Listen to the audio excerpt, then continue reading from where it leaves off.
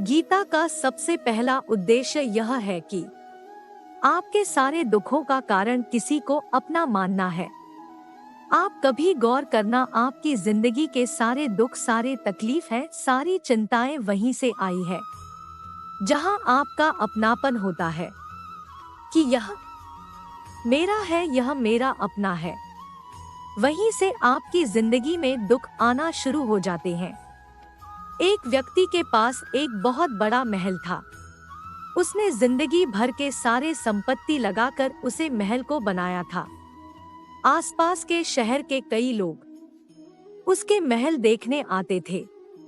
कई बड़े बड़े से सेठ उसके महल को खरीदने की कोशिश करते थे, पर वो महल उसका अहंकार था, उसकी जीने की वजह था। उसका उसे महल में बहुत में था। एक दिन उसके महल में आग गई और वह का कहानी बाजार गया हुआ था। जब वह घर लौटकर आया तो उसने देखा कि मेरा महल जल रहा है। अपने घर को आग में जलता हुआ देखकर उसे इतना दुख हुआ। उसने कहा, अगर यह माल नहीं रहेगा तो मैं जिंदा नहीं रहूंगा। अगर मेरा महल ही जल रहा है, जी के क्या करूंगा, वो भी इस आग में चलूंगा। लगाने की कोशिश करने लगा तो किसी ने उसे रोक लिया कि भाई, यह जो तुम्हारा महल है, इस महल का सौदा कल तुम्हारे बेटे ने किसी के साथ कर लिया है। तुमने तो मेरी जिंदगी बचा ली। आज इस घर में आग लगी है और तूने कल ही इसका सौदा कर लिया हो। अपने पिताजी से खान कहने लगा कि पिताजी, मैं इस महल के सौदे के लिए बात तो करने गया था। इंसान वही है, लेकिन जब महल मेरा है तब वो दुख भी देता है, खुशी भी देता है। लेकिन जब वह मेरा नहीं है, उससे मेरा कोई रिश्ता नहीं है, वह सारे दुख खत्म हो जाते हैं। ऐसे ही जिंदगी में जब किसी जगह को, किसी इंसान को, किसी रिश्ते को, किसी काम को रोक हम अपना मान लेते हैं, मेरा मान लेते हैं, तो वहीं से ही सारे दुखों की शुरुआत होती है। वहीं से हर तकलीफ है की शुरुआत होती है। गीता का दूसरा उद्देश्य यह है कि अवश्य में उपभोक्तव्य प्रथम पूरन शुभ अशुभम, कि आपने कोई भी कर्म किया हो उसका फल आपको जरूर भोगना पड़ेगा। अगर आपने अच्छे कर्म किया है तो जान अनजाने किसी मुश्किल वक्त में आपको वो आपके अच्छे कर्म उसे मुश्किल वक्त से बचा लेंगे। अगर आपने गलत कर्म किया है, पाप किया है, तो उसकी सजा भी आपको जरूर मिलेगी। कोई इंसान कितना ही छुपा कर कम करे, चाहे वह कितना भी चालक, अरे लेकिन कहते हैं इस परमात्मा के, ईश्वर के चारों तरफ कैमरे लगाए हुए हैं।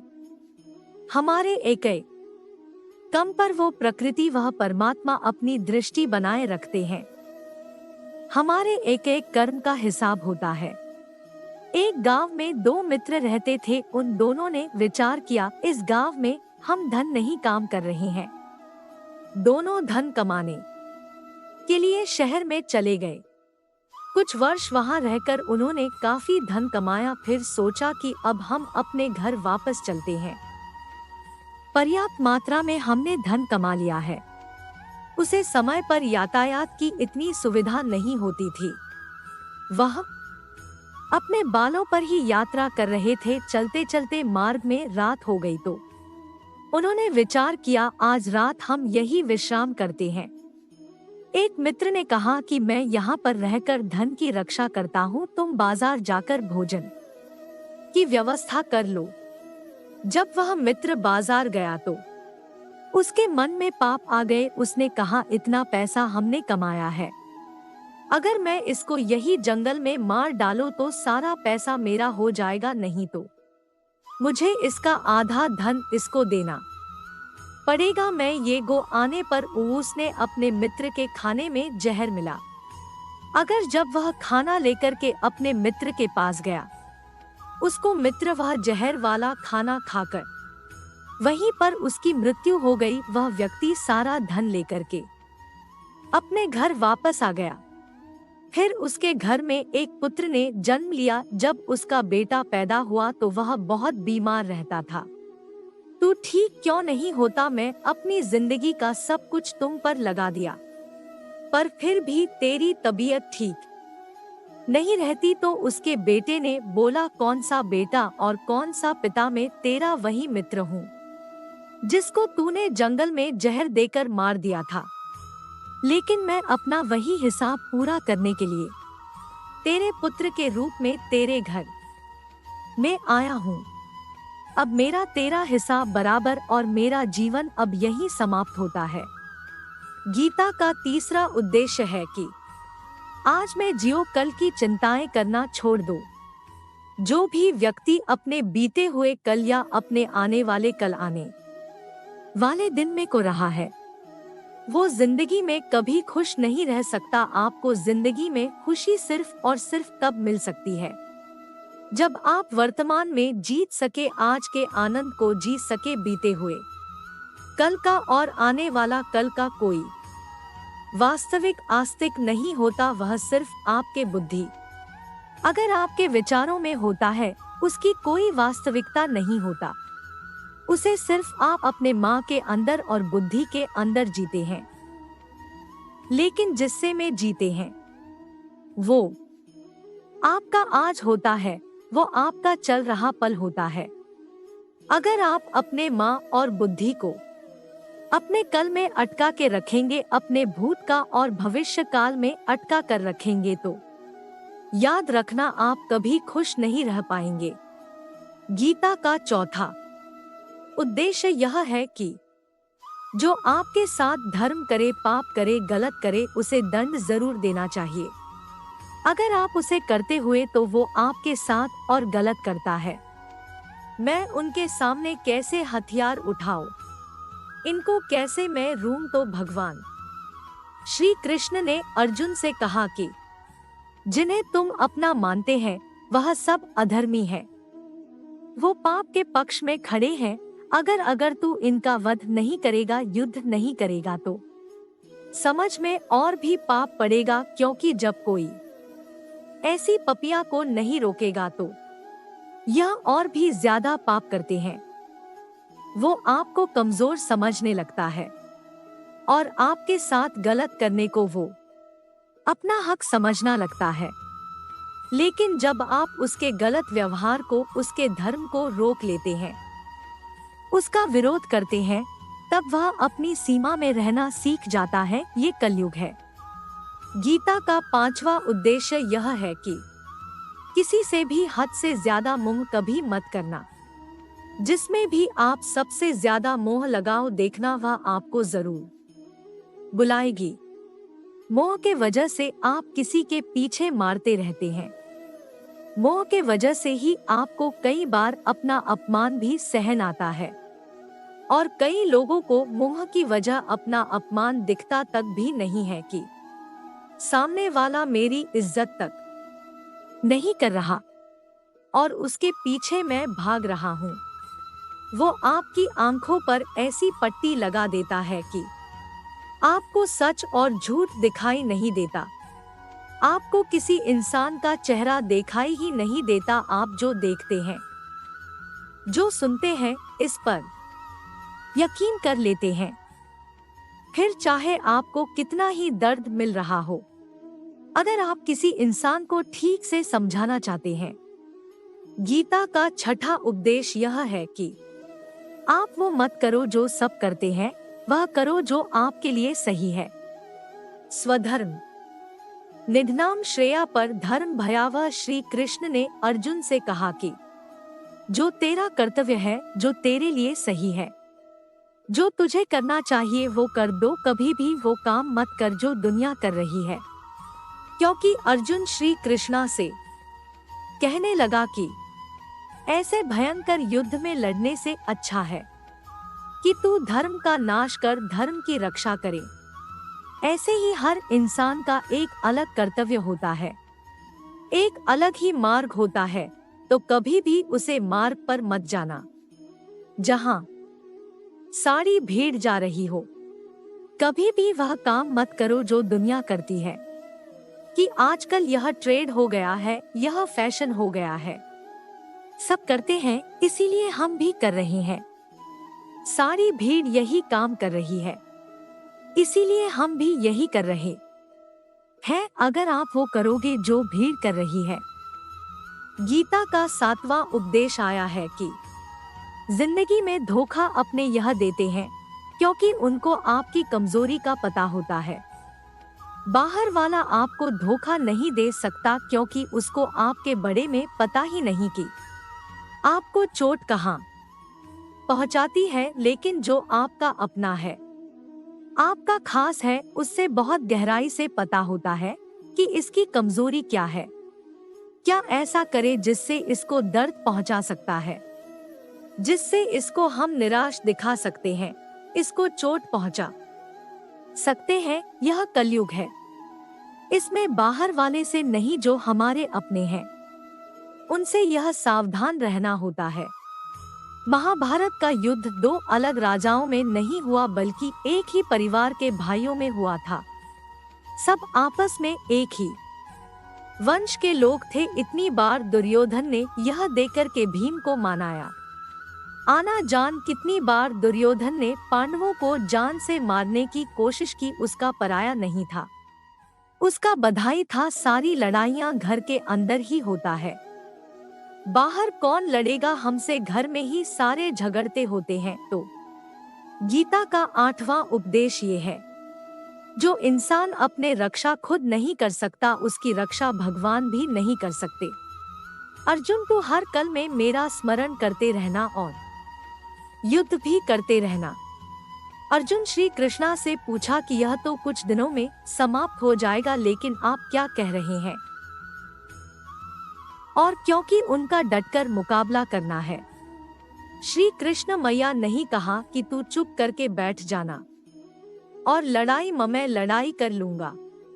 बहुत गहराई है गीता के ज्ञान में। हमारे जीवन की डोर भी संभाल के ईश्वर बैठते हैं, लेकिन युद्ध में ही करना है। ईश्वर को याद करना है कि है ईश्वर मुझे शक्ति देना, मुझे समझ ले देना, मुझे बुद्धि देना, ताकि मैं अपनी जिंदगी के सारी लगाया जीत सकूं, मैं जिंदगी में सही मार्ग पर चल सकूं। लेकिन आपको अपनी लड़ाई भी खुद लड़ने पड़ती है। जो लोग यहाँ कहते हैं कि हम कुछ नहीं करेंगे, सब ईश्वर करेगा, तो कहेंगे कि आलसी इंसान को देकर तो भगवान भी घबरा जाते हैं। गीता का 9वां उपदेश यह है कि कोई भी ऐसी गांधी आदत खुद को मत लगे देना जो आपकी जिंदगी बर्बाद कर दे। कहानी ना कहानी ने महाभारत का युद्ध एक बहुत ही आदत की वजह शुभ हुआ था। सारा खेल वहीं से शुरू हुआ था। एक ऐसी दुआ की लट जहां भी युधिष्ठिर ने अपने भाइयों को दानव पर लगा दिया, अपनी पत्नी को दानव पर लगा दिया। ऐसा जितनी का नशा की अपना सब कुछ जवाब दे, या ऐसे ही हमें अपने जिंदगी में जब कोई ऐसे गंदे आदत लगा देते हैं, चाहे वो भी हो, चाहे नशे की हो, मोबाइल के हो, किसी इंसान की हो, कोई गलत काम करने की हो, कोई भी गलत आदत जो आपको बर्बाद कर सकती है। गीता का 10वां उपदेश से आया है कि आज से इंसान कभी खुद कुछ हासिल नहीं कर सकता। अधिकतर लोग सिर्फ योजनाएं बनाते रहते हैं कि मुझे बड़ा घर चाहिए, मुझे बड़ी गाड़ी चाहिए, मैं दुनिया घूमने चाहता हूँ, या क्या चाहिए।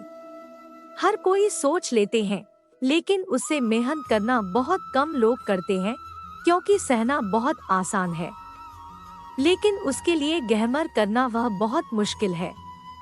एक अच्छा फिट शरीर हर कोई जाता है, लेकिन उसके लिए व्यायाम करना, एक्सरसाइज करना, वो आपको यह कर रहा होगा। जो इंसान आलसी बन के बैठ जाता है, ना उसे अच्छा शरीर मिलता है और ना ही अच्छा जीवन मिलता है। गीता का 11वां उद्देश्य यह कि जिंदगी में अगर खुशी चाहते हो तो मन की गुलामी का त्याग कर दो। कई लोग कहते हैं कि हम करना तो बहुत कुछ चाहते हैं, लेकिन कुछ कर नहीं पाते भी सब कुछ है कि क्या करने से हमारी जिंदगी बेहतर हो सकती है।